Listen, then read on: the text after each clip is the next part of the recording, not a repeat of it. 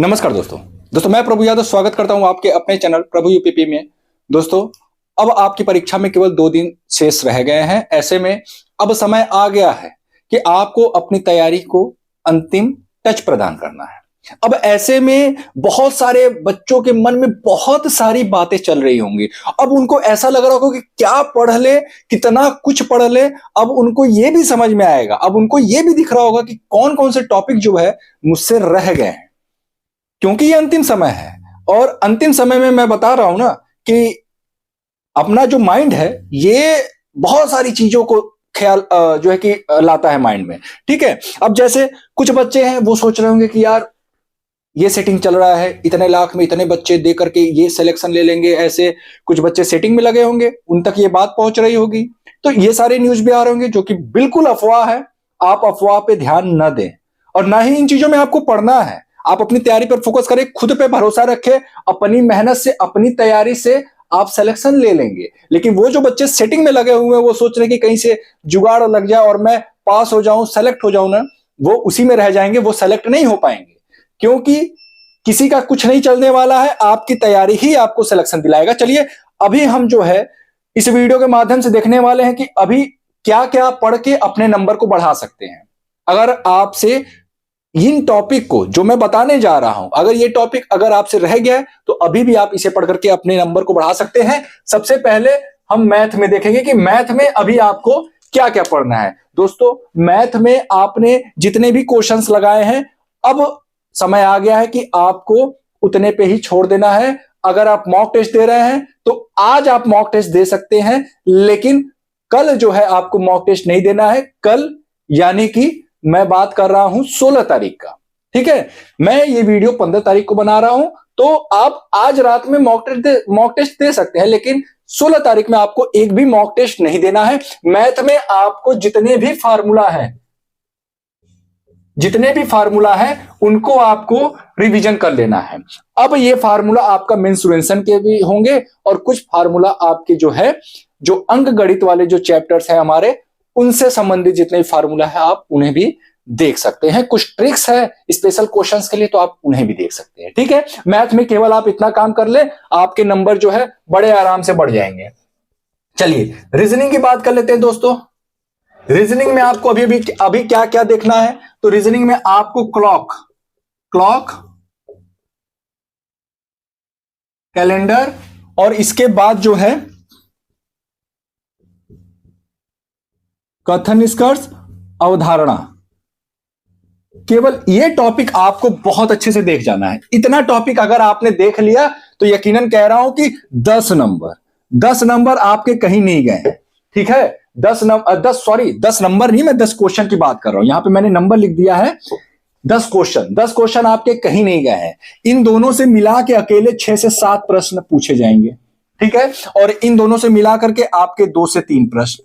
ठीक है, तो 10 क्वेश्चन छोड़ो, अगर 8 क्वेश्चन भी आ गए ना तो बहुत है आपके सिलेक्शन के लिए, अगर आप ये 4 टॉपिक देख जाते हैं, क्योंकि यही चारों टॉपिक है जिसमें बच्चों को दिक्कत होता है। अब अगर आप ताजा इसको देख करके जब परीक्षा में बैठेंगे तो चीजें भूलेंगी नहीं। समझ में आ रहा है ना। और कथन निष्कर्ष के भी कुछ नियमों को है, उनको आपको देख जाना है अच्छे से। ठीक है, चलिए अब हम बात कर लेते हैं हिंदी में आपको क्या क्या पढ़ना है। हिंदी में आपको जो है लास्ट टाइम पे क्या क्या पढ़ना है, एक बार आप पर्यायवाची पूरा एक बार आप देख जाइएगा, विलोम देख जाइएगा। ठीक है, इसके बाद रचनाएं।